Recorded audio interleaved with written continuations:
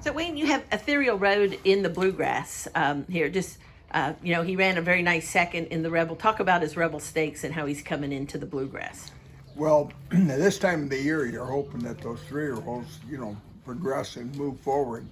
And if they do, and they show a little sign of that, you got some hope at least that they'll be competitive in a race like the Bluegrass. What I have been seeing the last couple of weeks is a real good move forward by this horse. The Rebel really seemed to pick his head up. He's doing everything a lot easier now, and he's dropped some weight. He was a little bit too heavy, I thought.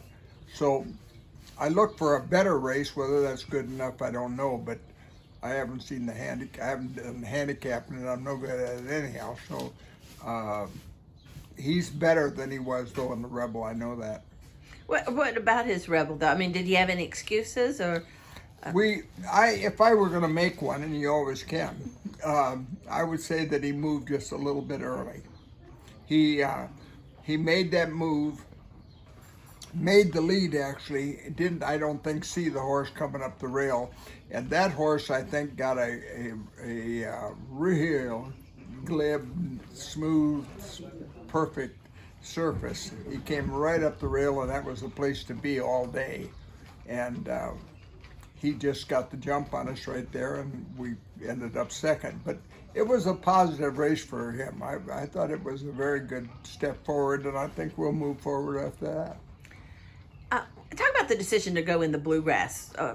Was that, you also had, the filly who did run in the Arkansas Derby. Was it to sort of keep them separated, or was there something about the Bluegrass that just... Well, a combination of things. First of all, I did want to keep them separated.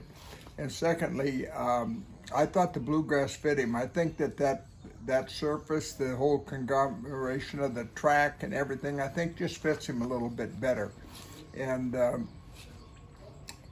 he had an extra week for me to fool with him a little bit and tweak him a little bit, probably in his performance. So there were some positives. And the filly, Secret Oath, who you say now will be going to the Oaks after she was third in the Arkansas Derby, but she ran, considering how the race unfolded for her, I thought she ran a heck of a race. Oh, yeah. I mean, the race unfolded very poorly for her. Getting shuffled back early, that far back, squeezed out of the gate a little bit, shuffled back, and then Lewis and I talked the day after, and he was surprised at her acceleration. He didn't want her to explode like she did at the 3H Bowl. He was wanting to move up and get in contention and get clear, and she just exploded, took off, and that probably was a little bit too much too quick. In order to sustain that all the way to the wire would have been extraordinary. That's a hard way for a filly to beat colts, it seems like, coming from out of it. I mean, you had the Zenatas that do it, but you think of horses like Winning Colors and Rachel Alexander had the speed. Talk about that. The fact I always thought that in order to take on colts, you should be in the first tier, and it's a lot easier. You don't want traffic. One of the negatives for not even considering the Kentucky Derby with her would be the 20-horse field. You just don't want to get in those 20-horse fields. It's bad enough to get in a 14-horse field, which the Oaks will be. But the trip with a filly has to fall into place. You can't just overcome a lot of adversity. We were never considering the Derby at any time. No, again, for the reasons I just gave, we didn't like the 1.25 miles at this point in her career, although she can handle that, I'm sure.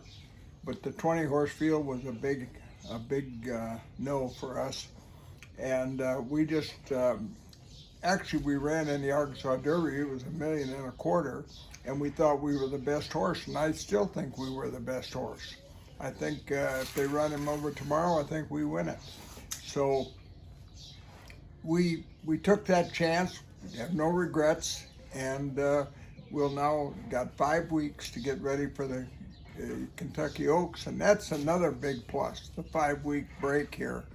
On a filly especially, to get 5 weeks instead of 3 or 4 all those fillies that are running in the Ashland and different, you know, prep races, Santa Anita Oaks and everything, they're going to get 4 and a ship.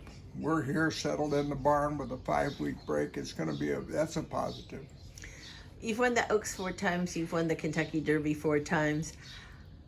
At this stage of your career, I mean, you've won everything there is to win. But having horses back in those 2 races, on the road to those 2 races, what's it mean to you? Well, it's been a really pleasant spring. Really, it's coming together. You know, you never know about these, but the interesting thing was back in the 80s and 90s when we were winning those races you just alluded to, we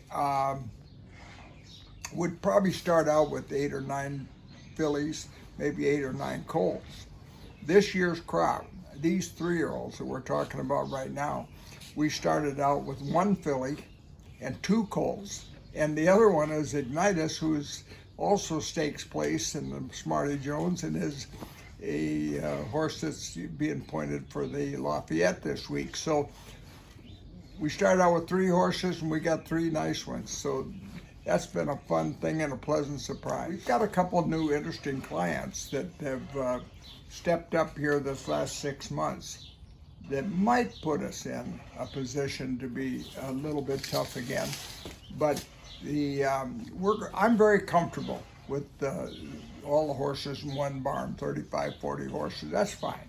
I'm very comfortable. You would like quality and not quantity, but I'm perfectly comfortable. And I think if the right horse comes along, we know what to do with it. We'll get it there.